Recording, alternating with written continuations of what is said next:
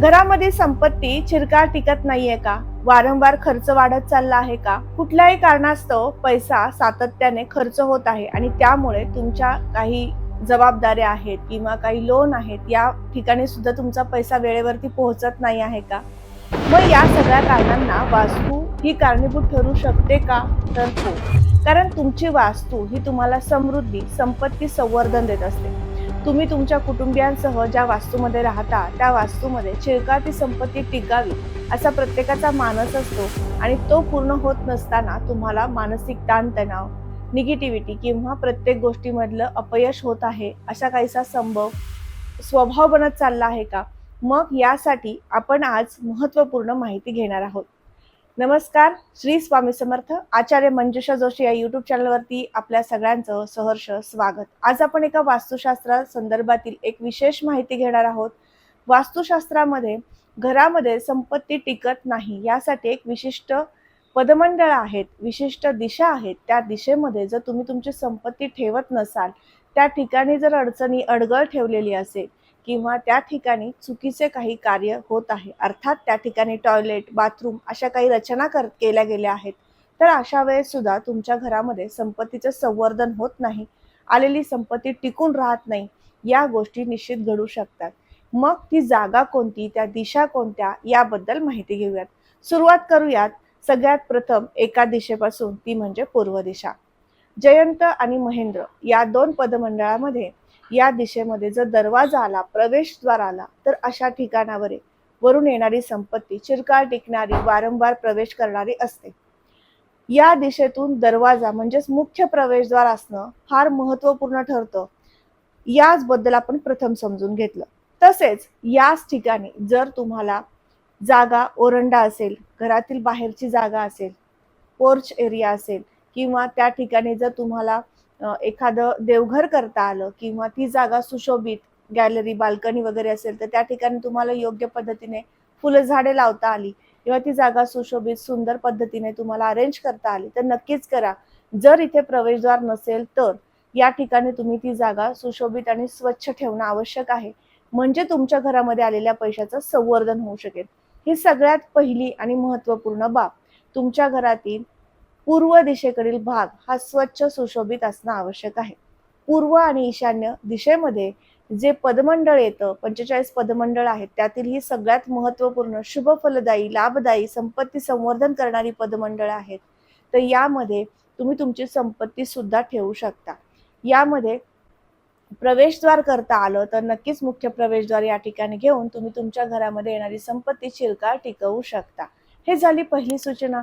यानंतर घरातील महिला भगिनी ज्यांना वारंवार खर्च वाढत चाललेले आहे, तब्येतीमध्ये सुलावलेली आहे तब्येत किंवा कामं करताना उत्साह कमी झालेला आहे, कुठल्याही गोष्टींसाठी तुमच्याकडनं अतिरिक्त खर्च होत चाललेला आहे, सौंदर्य प्रसाधने, शॉपिंग, अनेक ठिकाणी तुम्ही तुमचा पैसा जास्तीत जास्त अपव्यय करत आहात, अशा समस्येतनं तुम्ही जात असाल, तर घरातील ईशान्य दिशेतील आदिती पदमंडळामध्ये नक्कीच अडचण असते.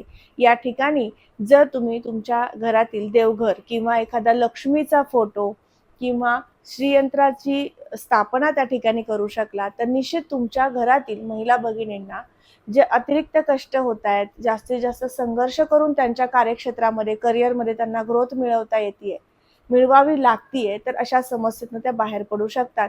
म्हणून घरातील ईशान्य दिशा ही किती महत्त्वाची आहे प्रत्येक गृहिणीला सुद्धा आणि पुरुष वर्गाला सुद्धा संपत्ती संवर्धनासाठी, हा दुसरा मुद्दा आपल्याला समजून घेता आला. उत्तरेकडे जाऊयात. उत्तर दिशेमध्ये भल्लाट नावाचं जे पदमंडळ आहे ते उत्तर दिशेमध्ये आहे. भल्लाट आणि सोम या पदमंडळामध्ये जर तुम्ही तुमची संपत्ती ठेवू शकलात किंवा कुबेर स्थापना करू शकलात, तर तुम्ही तुमच्या घरामधील संपत्तीचं संवर्धन आणि संरक्षण करू शकता. येणारी संपत्ती चिरकाळ टिकवू शकता. यासाठी सुद्धा तुम्हाला उत्तरेचा भाग, उत्तर दिशा या ठिकाणी टॉयलेट, बाथरूम या गोष्टी नसल्या पाहिजेत. ईशान्य दिशेमध्ये, पूर्व दिशेमध्ये सुद्धा टॉयलेट, बाथरूमची रचना नसावी. यासाठी वास्तुशास्त्रानुसार विना तोडफोड अनेक उपाययोजना आहेत. त्या तुम्हाला करून घेता आल्या तर निश्चित करा, ज्यामुळे तुमच्या घरातील संपत्तीचं संवर्धन होऊ शकेल. ही झाली उत्तरेकडची दोन पदमंडळ. अत्यंत सुंदर आणि शुभ फलदायी अशी ही दोन पदमंडळ आहेत, भल्लाट आणि सोम नावाची. या ठिकाणी सुद्धा तुम्ही तुमची संपत्ती ठेवू शकता किंवा त्या ठिकाणी तुम्ही कुबेराची स्थापना करू शकता. या माहितीला आपण समजून घेतलं. आता दक्षिण भागामध्ये येऊयात. दक्षिण दिशा म्हणजे भय, दक्षिण दिशा म्हणजे नैराश्य, दक्षिण दिशा म्हणजे तुमच्या संपत्तीचा नाश. असे अनेक तुम्ही विविध ठिकाणावरून माहिती मिळवली असेल किंवा जाणून घेतलं असेल. आता आपण दक्षिण आणि आग्नेय दिशेमध्ये जे बृहच्छत नावाचं जे पदमंडळ आहे, त्या ठिकाणात सुद्धा तुम्ही प्रवेशद्वार तुमचं करू शकला तर निश्चित तुम्ही करू शकता. कारण त्या ठिकाणी सुद्धा पॉझिटिव्हिटी तुमच्या घरामध्ये येऊ शकते, संपत्तीचं संवर्धन होऊ शकतं. अनेक पद्धतीने तुमच्या घरामधनं जे काही व्यक्ती लोक कार्य करून, व्यवसाय, नोकरी करून संपत्ती संवर्धन करण्यासाठी तुमच्या घरामध्ये संपत्ती घेऊन येत आहेत, त्या संपत्तीचं संरक्षण होऊ शकतं. त्यामुळे या ठिकाणी तुम्ही दरवाजा करू शकता किंवा या ठिकाणी जर दरवाजा नसेल, दरवाजा दुसऱ्या कुठल्याही पदमंडळातनं आलेला आहे आणि या ठिकाणी जर तुम्ही काही अडगळीचं सामान ठेवलं आहे किंवा या ठिकाणी टॉयलेट, बाथरूम, वॉशरूम जर तुम्ही अरेंज केला असेल, तरी सुद्धा तुमच्या घरामध्ये संपत्ती टिकणार नाही. संपत्ती स्थिर होण्याचं हे आणखीन एक प्रमुख स्थान आहे. या ठिकाणी संपत्तीचं संवर्धन होऊ शकतं. म्हणून सुद्धा दक्षिण आग्नेय कोपरा हा सुशोभित, स्वच्छ असावा. या ठिकाणी लाल रंग किंवा नारंगी रंगाचा उपयोग करता आला, या ठिकाणी त्याचा वापर जास्तीत जास्त ठेवता आला, वस्तू ठेवता आल्या, तर तुम्ही ठेवू शकता, जेणेकरून तुमच्या घरामध्ये संपत्ती संवर्धन होऊ शकेल. ही सुद्धा तुम्हाला एक वास्तू टीप राहील. दुसरी गोष्ट म्हणजे आता आपण पश्चिम दिशेकडे येऊयात. कारण पूर्व दिशा, उत्तर दिशा आणि दक्षिण दिशेचा आपण एक पदमंडळाचा अभ्यास केला. या ठिकाणावरती आपले दरवाजे पाहिले. आता पुढील दिशा म्हणजे पश्चिम दिशा. पश्चिम दिशेबद्दल सुद्धा खूप गैरसमज आहे. पश्चिम दिशेला दरवाजा आला तर त्या घरामध्ये नैराश्य असतं, आळस असतो, चुकीच्या ठिकाणावरून कमाई होऊन संपत्ती येते, अर्थात 2 नंबरचे व्यवसाय वगैरे तुम्ही करताय, असे काहीसा मानस किंवा अशा काहीशा घटना घडतायत. या पद्धतीने सुद्धा त्या दिशेचा विचार होतो, त्या दिशेला निगेटिव्ह मानलं जातं.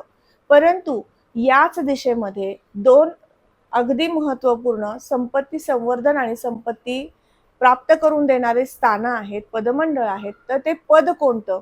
ती पदं कोणती?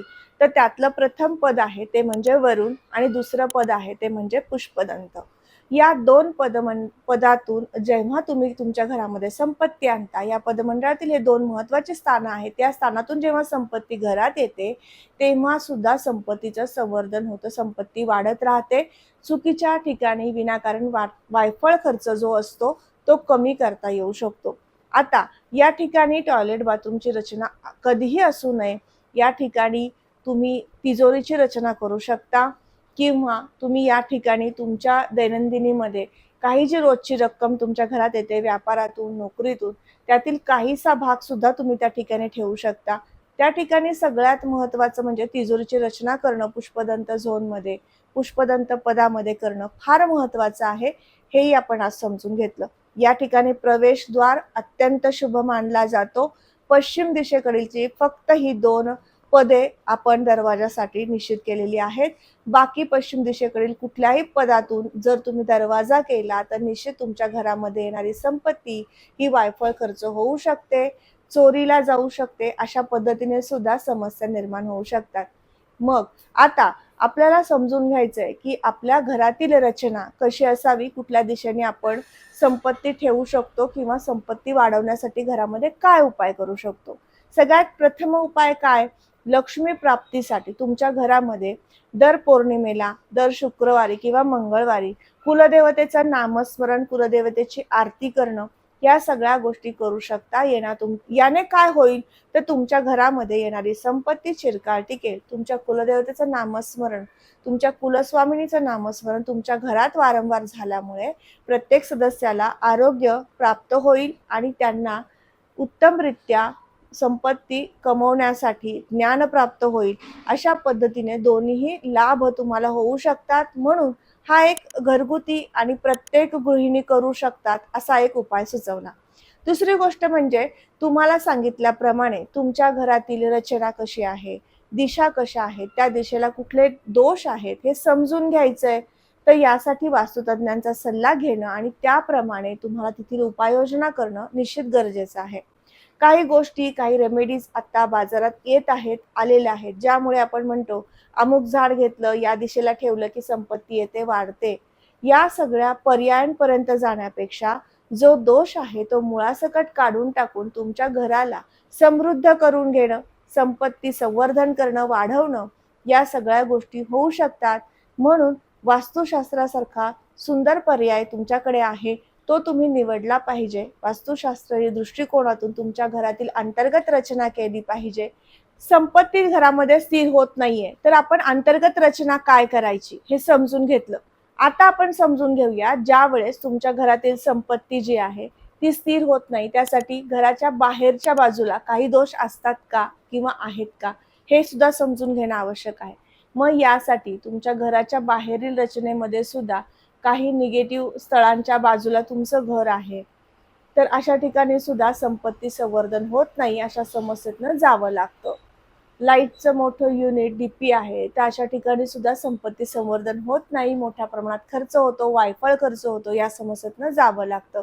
आज आपण समजून घेतलं वास्तुशास्त्र दृष्टिकोनातून घरातील 45 पदमंडळ जी आहेत दिशेंची, त्यातून घराची रचना, त्यातनं येणारं प्रवेशद्वार आणि त्याचबरोबर संपत्ती संवर्धन होण्यासाठी पैसा कमी खर्च व्हावा, तो वाढावा, यासाठी काय उपाय करायचे आहेत किंवा कुठल्या दिशेला ती संपत्ती ठेवली गेली पाहिजे याची सुद्धा माहिती घेतली.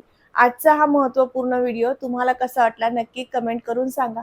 कमेंटमध्ये तुम्हाला पुढील वास्तुशास्त्रीय दृष्टिकोनातून कुठल्या विषयावर जाणून घ्यायचंय, तुमच्या काही समस्या येत आहेत त्या वास्तुशास्त्रीय दृष्टिकोनातून कशा सोडवता येत आहेत, याबद्दल जाणून घ्यायचं असेल, तुमच्या घरातील मॅप यावरनं तुम्हाला तुमच्या घरातील अंतर्गत रचनेमध्ये काही सुधारणा करायची, बदल करायचे, यावरती मार्गदर्शन हवं असेल, तर त्यासाठी खाली मी माझा व्हॉट्सअप नंबर देत आहे, त्यावरती यायचं आहे. जन्मतारीख, वेळ, जन्म ठिकाणी माहिती नोंदवायची आहे आणि आजच आपले अपॉइंटमेंट बुक करायची आहे.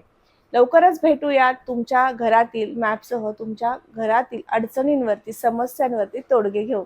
पुन्हा भेटणार आहे अशाच महत्त्वपूर्ण माहितीला घेऊन. तोपर्यंत आत्ता आपली रजा घेते. श्री स्वामी समर्थ. जय जय स्वामी समर्थ. रामकृष्ण हरी.